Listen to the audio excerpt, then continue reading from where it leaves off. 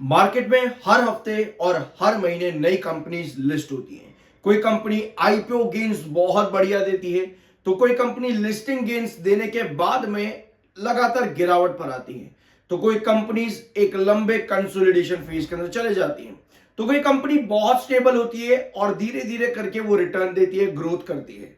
तो किसी कंपनी में लगातार लिस्टिंग के बाद गिरावट देखने को मिलती है, लगातार लिस्टिंग के बाद गिरावट देखने को मिलती है। इसके एग्जांपल आपको मार्केट में बहुत मिल जाएंगे। मोस्ट रीसेंट एग्जांपल अगर मैं आपको बताऊं तो ओला इलेक्ट्रिक, और इनके पीछे फैक्टर्स होते हैं, बेसिकली काफी सारे फैक्टर्स। आप ऐसा नहीं कह सकते कंपनी खराब है काम खत्म, नहीं।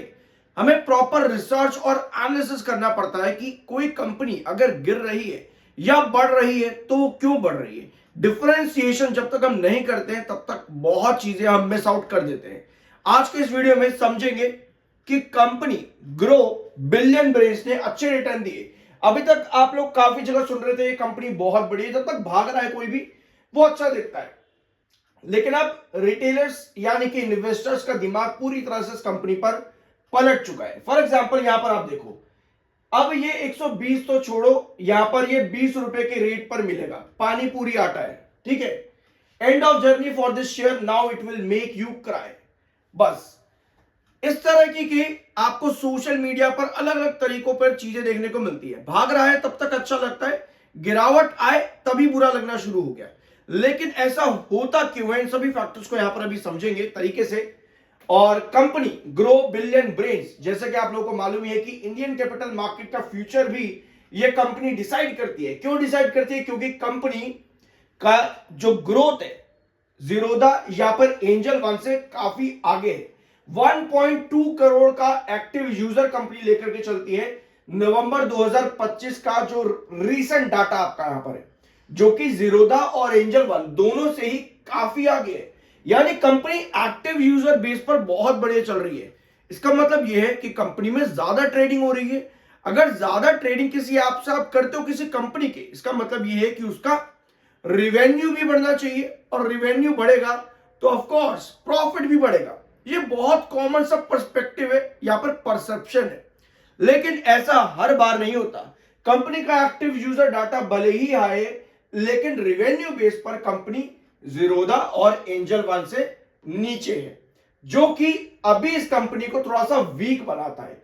लेकिन कंपनी ने आईपीओ के बाद बढ़िया रिटर्न दिए, लिस्टिंग गेन्स भी बहुत बढ़िया थे।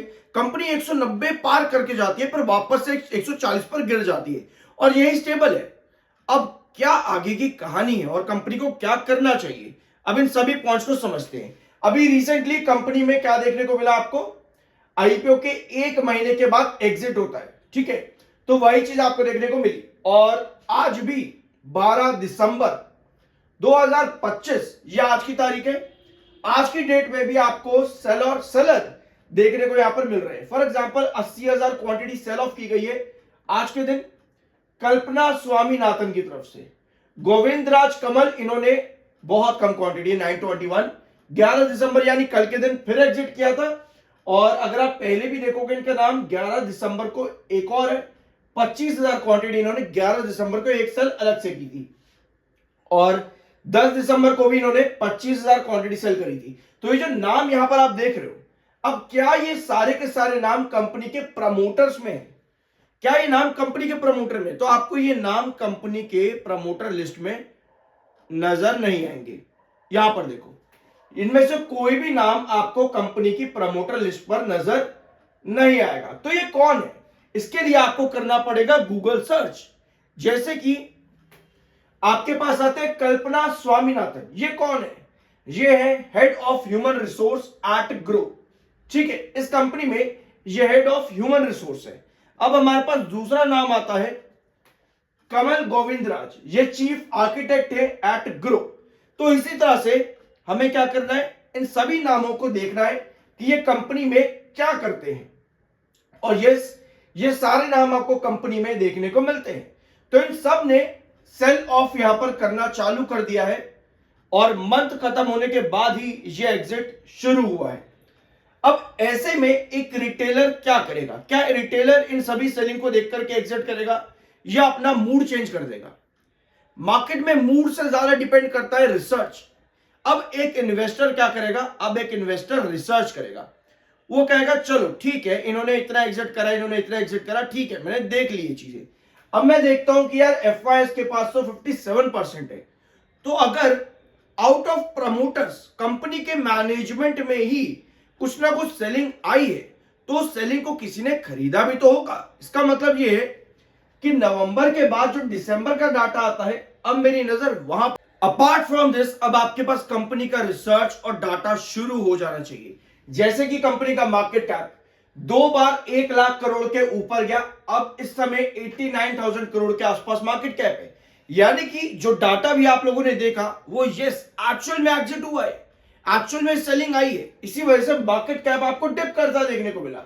अपार्ट फ्रॉम दिस, क्या 47.8 का पीई रेशियो कंपनी को हाई वैल्यूएशन पर बताता है? नहीं, इतनी जल्दी हम इस पॉइंट पर नहीं आ सकते, क्योंकि इस पॉइंट पर आने के लिए हमको क्या करना पड़ेगा, कंपनी का ग्रोथ देखना पड़ेगा, जिसको हम कहते हैं एनुअल बेसिस पर year on year sales growth percent.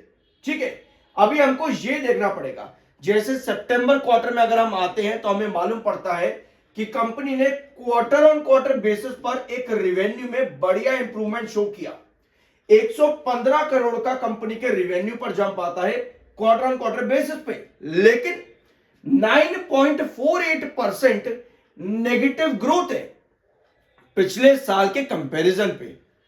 ठीक है, ये नेगेटिव ग्रोथ कंपनी के लिए खतरनाक है, क्योंकि कंपनी ऑलरेडी क्या कर रही है, हायर एक्टिव यूजर्स का मतलब ये नहीं होता कि कंपनी बहुत बढ़िया है, ऐसा नहीं होता। कई बार क्या होता है, मार्केट में कई कंपनी ऐसी आती हैं जो कि अपने बिजनेस में पूरी दुनिया में या पूरे देश में सबसे ऊपर होती है, बट फिर भी उनका ग्रोथ अच्छा नहीं होता, उनका रिवेन्यू हाई होता है, बट वो कंपनी प्रॉफिट नहीं कमा रही होती, तो वहां नुकसान होता है, क्योंकि हमने सही से उस कंपनी को समझा नहीं।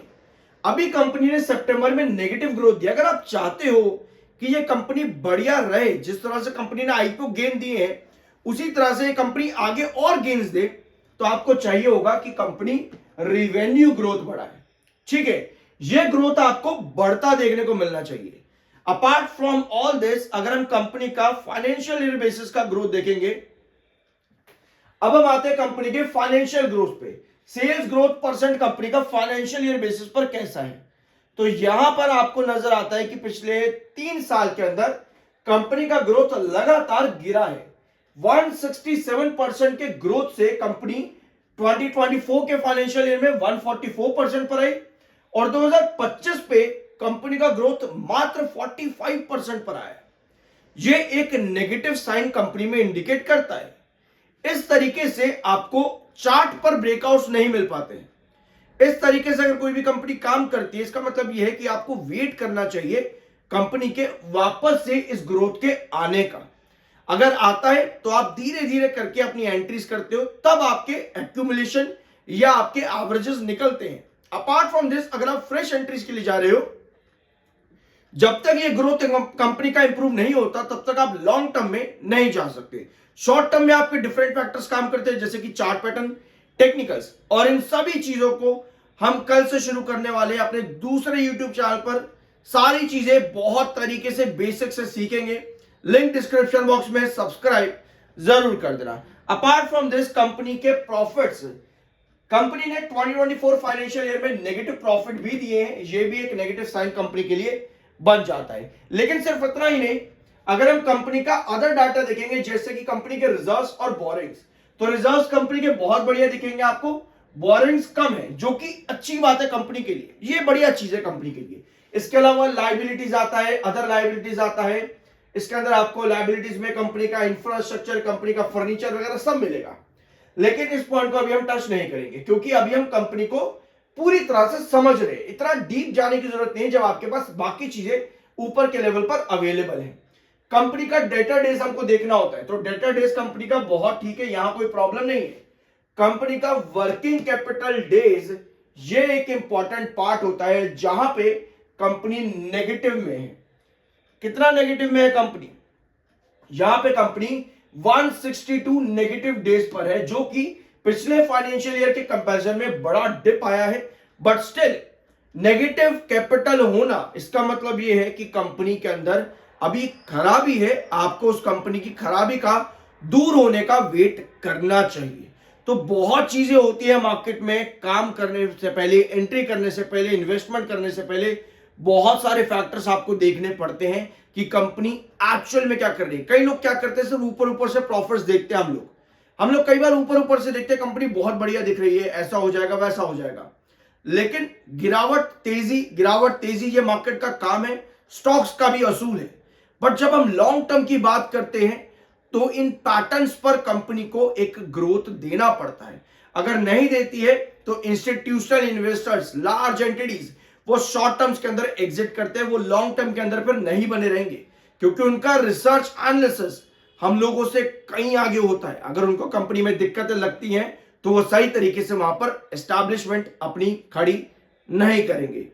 आई होप कि ये पॉइंट्स आज के दिन के क्लियर है। Apart from this, December data जब कंपनी का आएगा 2025 का, वो बहुत इंपॉर्टेंट रहेगा कंपनी के आगे ग्रोथ बताने के लिए कि इन्वेस्टर्स, इंस्टीट्यूशनल इन्वेस्टर्स, वो कितना कंपनी से इंप्रेस्ड है या फिर डिप्रेस्ड है।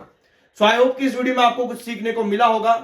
I am NISM 7 certified, that is a SEBI registered exam which I have cleared, and इसका सर्टिफिकेट आपको मेरे YouTube पोस्ट पर मिल जाएगा, जरूर चेकआउट करना। मिलता अगले वीडियो में।